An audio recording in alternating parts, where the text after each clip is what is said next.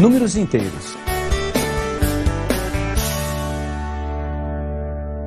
Olá! Depois de utilizar o conjunto dos números naturais em diversas situações do dia a dia, a humanidade percebeu que esses números não eram suficientes para alguns contextos. Conte que na antiguidade os comerciantes inventaram os sinais mais e menos para auxiliá-los em seus controles de mercadorias. Surgiam os números inteiros positivos e negativos. É o que vamos estudar hoje. Quando falamos em números negativos, algumas dúvidas podem surgir. Veja, qual número é maior? Menos 7 ou menos 6? E o zero? É positivo ou é negativo? Como calcular a variação da temperatura de uma região que durante o dia atinge a graus negativos? Como calculamos o dobro ou o triplo de um número negativo, como por exemplo o de uma dívida bancária? É por meio dos estudos dos sinais mais e menos que você verá agora e também como efetuar operações com números inteiros positivos e negativos que vamos responder a todas essas questões. Vamos lá? Os números inteiros na reta numérica. Na antiguidade, quando ainda não existia o dinheiro, era comum a prática do escambo. Nela, as pessoas trocavam mercadorias cujos valores variavam de acordo com a necessidade ou desejo. É o que acontece, por exemplo, quando uma criança troca com o colega um brinquedo caro por outro de menor valor, apenas por desejá-lo muito. Como sabemos, no comércio em geral, existem os saldos positivos e os negativos. Na prática do escambo, como seria possível representar um débito ou uma perda? Essa pequena reflexão nos mostra que a partir das necessidades humanas é que os números foram sendo construídos. Aproveitando esse pensamento dos comerciantes, os matemáticos criaram os sinais de mais e de menos. E os lemos assim. Quando queremos indicar 3 a menos, falamos menos 3 ou 3 negativos. Quando queremos indicar 5 a mais 5, mais 5 ou 5 positivos. Nessa escrita, o sinal de mais é dispensável. Dessa forma, observamos que o conjunto dos números naturais, que é representado pela letra N, faz parte do conjunto dos números inteiros, representados pela letra Z. Ou que o conjunto dos números naturais está contido no conjunto dos números inteiros. Utilizamos essa criação matemática no dia a dia em muitas situações que nos cercam. Você quer ver? Nos elevadores, temos um ponto de referência que é o térreo. Alguns andares estão acima desse ponto, enquanto outros estão abaixo. Nessas construções, os andares acima do térreo estão acima do nível da rua, e os andares abaixo do térreo estão abaixo do nível da rua. Imagine que os andares acima representam os números positivos, o térreo, o número 0, e os andares abaixo, os números negativos. No ambiente também observamos outros exemplos. Observe a que profundidade chegam escavações de uma empresa petrolífera ou expedições de mergulhadores no mar. Ao mesmo tempo, temos montanhas altíssimas, como, por exemplo, o Pico da Neblina. Outra situação é a conta bancária, que indica se o saldo é positivo, ou seja, se você tem dinheiro, ou negativo, se você está devendo dinheiro.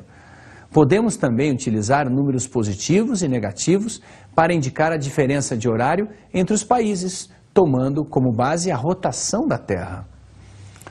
Sabemos que a Terra leva 24 horas para dar uma volta em torno de si mesma. Assim, quando dividimos o planisfério em 24 partes, cada parte corresponde a 1 hora. Tomamos o meridiano de Greenwich como marco inicial de contagem, ou seja, 0. Se observarmos o fuso horário do Brasil com relação a Londres, onde passa esse meridiano é de menos 3 horas. Assim, podemos calcular a qualquer momento o horário do nosso país com relação ao ponto 0. Se no Brasil são 17 horas e em nosso país o horário é de menos 3 horas em relação a Londres, concluímos que lá são 20 horas. Cada uma das situações observadas pode ser representada sobre uma reta, que na matemática chamamos de reta numérica. Vamos ver? Para fazer essa representação, primeiramente, precisamos desenhar uma reta e marcar sobre ela um ponto que chamaremos de origem e que corresponde ao número 0. Agora marcamos a partir do 0 para a esquerda e para a direita segmentos que tenham a mesma distância uns dos outros. Para isso, você pode usar, por exemplo, a sua régua e marcar os segmentos de 1 em 1 centímetro. Agora, cada ponto que está à direita do 0 representa um número inteiro positivo e à esquerda os números inteiros negativos. Agora que aprendemos a construir uma reta numérica, devemos lembrar sempre que suas características principais são ter uma origem, o 0, e que as distâncias entre qualquer um dos números inteiros deve ser sempre a mesma. Vamos descobrir alguns conceitos bem importantes. Sabemos que a reta numérica tem uma origem. Podemos determinar qual é a distância da origem a qualquer outro ponto da reta numérica? Vamos observar novamente a nossa reta numérica. A partir da origem, qual a distância que percorremos para chegar ao número inteiro positivo 4? 1, 2, 3, 4 unidades. Essa distância que começa na origem e vai até o ponto escolhido, ao nosso caso, o 4, é chamada de valor absoluto ou módulo do número escolhido. Sempre que vamos escrever algo na linguagem matemática, nos utilizamos de símbolos que possuem um significado particular. Para escrever o módulo de 4, que é, na verdade, a distância da origem ao número inteiro positivo 4, como acabamos de ver, escrevemos o 4 entre dois segmentos verticais. Agora, vamos utilizar o mesmo conceito para outro número, o número inteiro menos 4. Qual é o módulo ou o valor absoluto do número menos 4? Sabemos que o módulo de um número é a distância a partir da origem até o número em questão. A partir da origem, a distância para chegar ao menos 4 é 1, 2, 3, 4 unidades.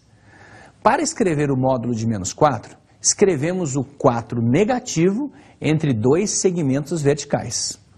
Essa situação poderá se repetir para qualquer um dos números inteiros, tanto positivos como negativos. Veja, módulo de mais 7 é igual a 7. Módulo de menos 10 é igual a 10. E módulo de 0 é igual a 0. Entre as situações que acabamos de ver, em duas delas acontece algo que não aconteceu em outros exemplos sobre módulo. Em duas situações, o valor do módulo foi o mesmo. Você lembra? Foram os módulos de quais números mesmo? O mais 4 e o menos 4 tiveram módulos iguais de valor 4. Quando isso acontece, dizemos que os números, no nosso caso, o menos 4 e o mais 4, são números opostos ou simétricos, porque possuem o mesmo módulo. Na reta numérica, cada um dos números possui outro que tem a mesma distância da origem 0. O 3 tem como seu simétrico o menos 3, pois ambos estão à mesma distância do 0. O simétrico do menos 5 é o 5. Assim, com exceção do 0, cada um dos números terá o seu simétrico. Podemos observar que o número simétrico ou oposto de um determinado número será o próprio algarismo, mas com o sinal trocado. Se tivermos um menos 10, o seu oposto será o mais 10. Se quisermos saber o oposto de mais 8, sabemos que será o menos 8. Tudo aquilo que você está escutando eu falar nesse momento está sendo dito de uma forma que chamamos de linguagem verbal. Mas nós também necessitamos transformar em linguagem matemática, que é a escrita por meio de símbolos e algarismos. Então, como escreveríamos o oposto de mais 8, que é menos 8? Você poderia responder que o oposto de 8 positivo é 8 negativo. Você está certo. Mas vamos utilizar uma linguagem matemática para simplificar ainda mais a escrita. Sempre vamos utilizar o sinal de menos à esquerda do número para indicar que queremos o oposto deste número. Veja como ficaria. O oposto de mais 8 é menos 8. Logo, menos mais 8 é igual a menos 8. O oposto de menos 15 é mais 15. Assim, menos 15 igual a mais 15. Em várias das atividades, brincadeiras, conversas e aparelhos até que usamos em nosso dia a dia, utilizamos conceitos da matemática praticamente sem percebê-los. Vamos utilizar um aparelho bem conhecido, embora talvez nem todos ainda o tenham visto ou manuseado: o termômetro. Não aquele que a mãe usa para observar a temperatura do corpo quando estamos com febre, mas o termômetro utilizado para medir a temperatura ambiente. Esse termômetro utiliza conceitos que nós acabamos de ver, os conceitos da reta numérica. Agora você deve estar se perguntando, mas só tem uma reta numérica e você falou em termômetro, mas a matemática é fantástica. Olha essa transformação. É isso mesmo que você está imaginando. Uma reta numérica é um termômetro. Isso pode ser dito, pois as mesmas particularidades e conceitos que tínhamos na reta numérica também se aplicam aos termômetros. Ambos possuem uma origem, o 0 grau, os valores positivos acima de 0 e os valores negativos abaixo de 0. E todos a uma mesma distância uns dos outros. Agora vamos comparar algumas temperaturas. Em um determinado dia, os termômetros registram em São Paulo 15 graus Celsius, em Curitiba 15 graus Celsius, em Porto Alegre 10 graus Celsius. Vamos ver se há igualdade ou desigualdade entre as temperaturas das cidades? Vamos compará-las 2 a 2. Primeiro, os termômetros de São Paulo e Curitiba. Observamos que as temperaturas são iguais, atingem o mesmo ponto no termômetro. Logo, há uma igualdade, 15 é igual a 15. Os termômetros registram em Curitiba e em Porto Alegre. Observamos que as temperaturas não atingem o mesmo ponto como anteriormente. A temperatura de Curitiba atinge o ponto mais alto no termômetro. Logo, 15 é maior do que 10. Podemos perceber que a temperatura que atinge o valor mais alto é maior do que a outra. Utilizando esse mesmo princípio, vamos observar outras temperaturas e compará-las. Vamos a um exemplo. O termômetro que atinge o ponto mais alto é menos 2 graus. Logo, menos 2 é maior que menos 4. Mais um exemplo. O ponto mais alto é 2 graus. Logo, 2 é maior que menos 3. Em cada uma das comparações, nós percebemos que sempre o ponto mais alto no termômetro representa o número de maior valor. E isso para todas as situações. Vamos ver como isso aconteceria na reta numérica para cada uma das comparações com as temperaturas? E entre menos 2 e menos 4, qual número é o maior? O menos 2. E agora, entre 2 e menos 3, quem é o maior? O 2. Bom, nós acabamos de perceber que sempre que compararmos dois ou mais números, o maior deles será aquele que estiver mais à direita do outro. Assim fica fácil comparar os números imaginando cada um deles sobre a reta numérica. Operações com números inteiros. Em algumas situações, conseguimos fazer comparações com números naturais, dizendo quem é o maior ou quem é o menor. Mas fazer isso com os números inteiros, em especial com os negativos, ou com os positivos, negativos com negativos, pode não ser tão simples. Para isso, nós vamos aprender a deslocar os números na reta numérica. Vamos praticar um pouco então. Partindo de 2 positivo e deslocando 3, observamos que chegamos ao ponto 5 positivo. Mais um exemplo. Partindo de 3 negativo e deslocando 5, chegamos ao ponto 2 positivo. Veja outro exemplo. Partindo do ponto 1 negativo e deslocando 3, chegamos ao ponto 4 negativo. Cada um dos deslocamentos feitos representa a operação matemática de adição utilizando números inteiros, ou seja, tanto os números positivos quanto os números negativos.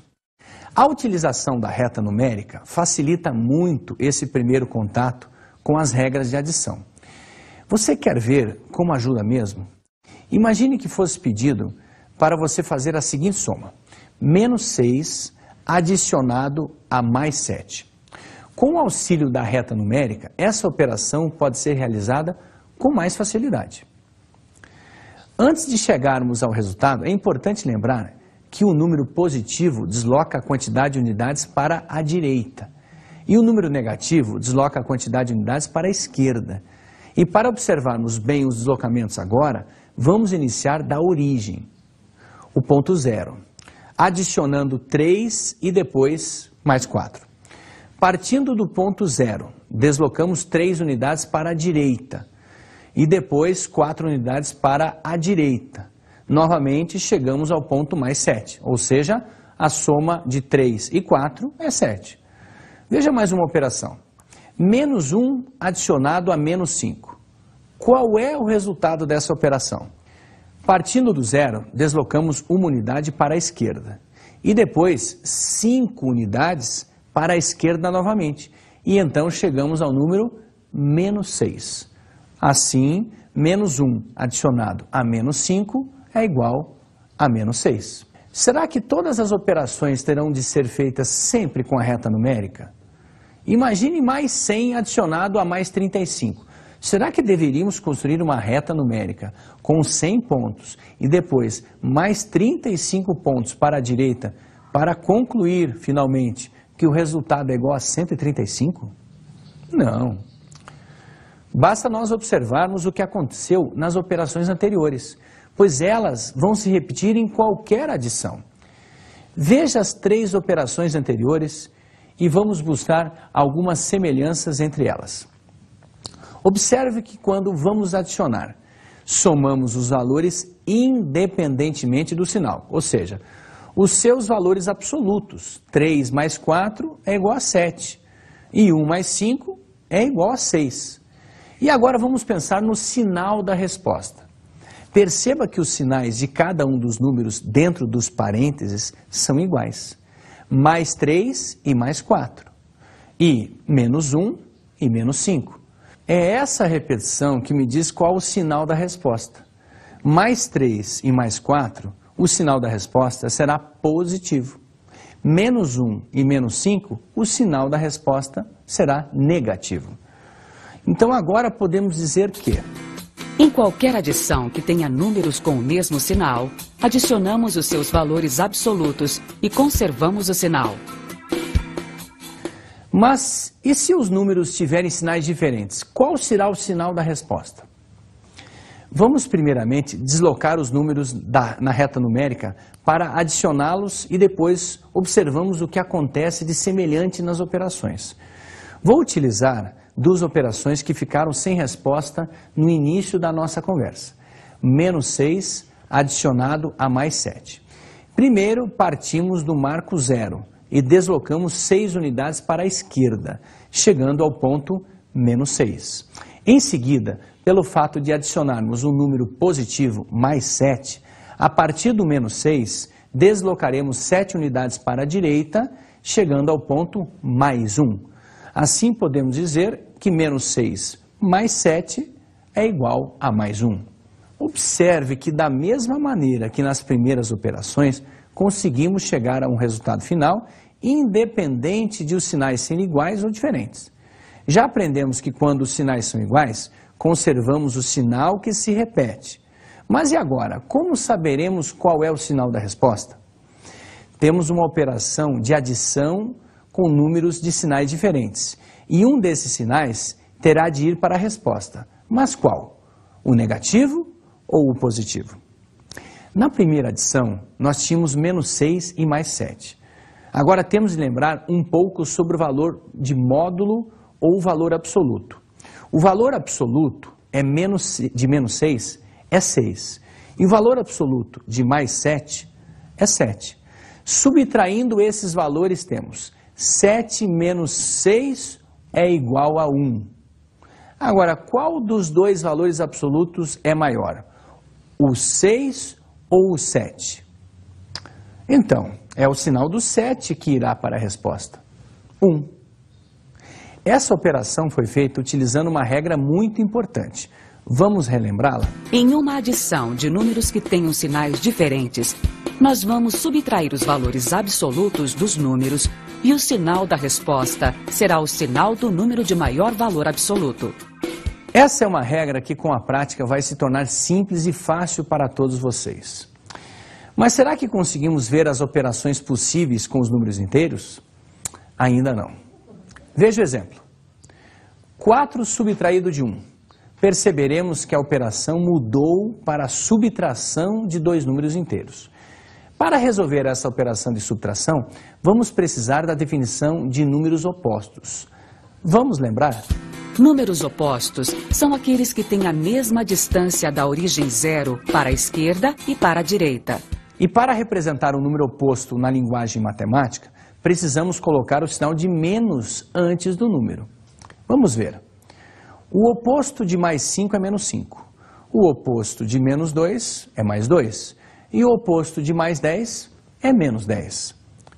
Vamos voltar para a operação anterior.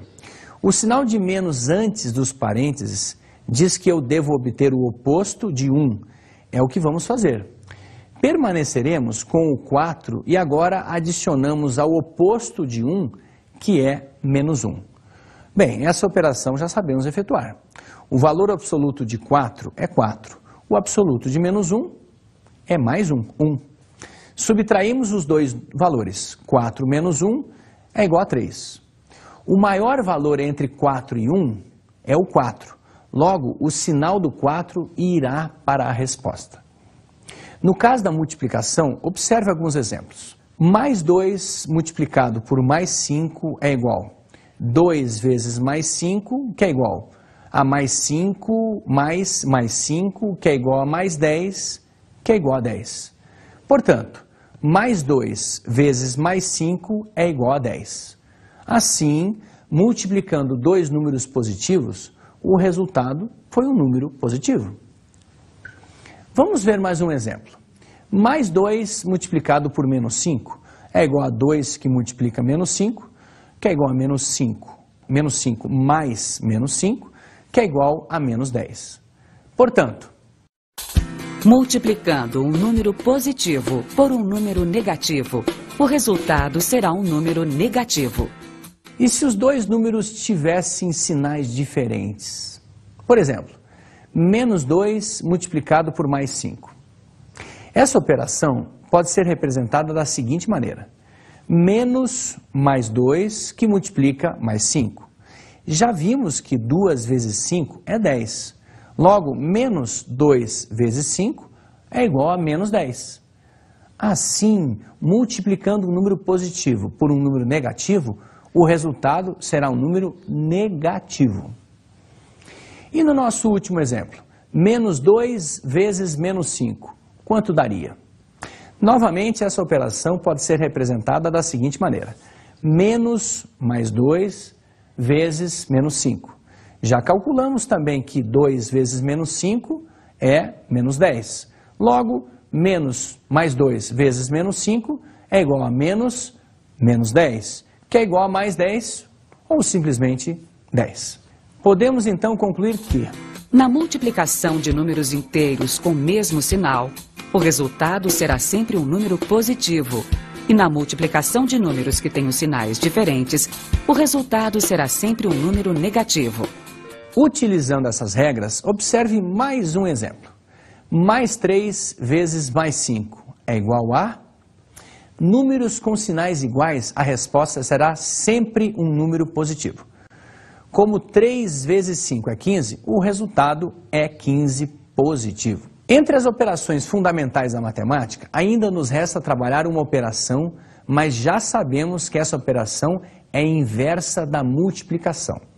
Veja as operações. 15 dividido por 5 é igual a 3, pois 3 vezes 5 é igual a 15. Vamos agir da mesma maneira com os números inteiros.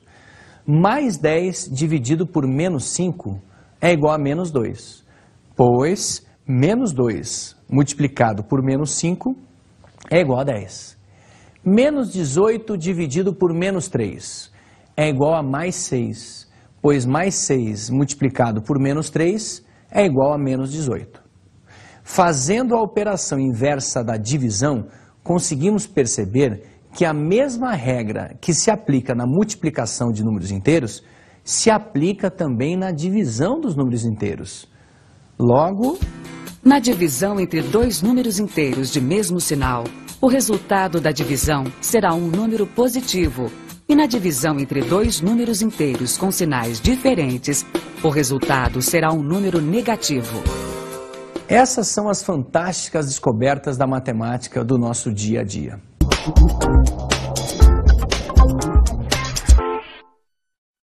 Cuidar do dinheiro que se possui e saber fazer seu uso com inteligência, de acordo com as necessidades, é uma atitude coerente para qualquer pessoa. Algumas famílias brasileiras controlam as receitas e as despesas por meio de uma planilha que organiza a movimentação financeira. Suponha que num determinado mês, a planilha mensal tenha se apresentado da seguinte maneira. Observe então na tabela que na primeira coluna nós temos o dia do mês. Na segunda coluna, você tem a discriminação. E na terceira tem o valor em reais. Então nessa primeira linha que a gente pode observar números, não está escrito o dia do mês, tem o saldo anterior, bancário, 345 positivo, mais 345 reais. No dia 5, tem o salário do pai, que é de mais 1.300 reais. Novamente, no dia 5, salário da mãe, mais 1.100 reais. No dia 6, escolas e cursos. Aqui tem um custo, tem um gasto de menos 715 reais. No dia 8, água, menos 23 reais. No dia 10, luz, menos 31 reais. No dia 11, telefone fixo, menos 49 reais. No dia 15, telefone celular, menos 60 reais. No dia 16, IPTU, menos 72 reais. No dia 18, supermercado, com menos 435 reais. No dia 20, medicamentos, menos 87 reais. No dia 21, carro, menos 310 reais. No dia 23, cinema e teatro, menos 70 reais. No dia 25, livros e revistas, menos 52 reais. No dia 28, vestuário, menos 160 reais. E no dia 30, presentes, menos 48 reais. Como podemos calcular o saldo ao final do mês? Podemos dividir essa planilha em duas outras, uma contendo as receitas e outra contendo as despesas. Observe. Você pode observar duas tabelas diferentes em que uma contém as receitas e outra as despesas.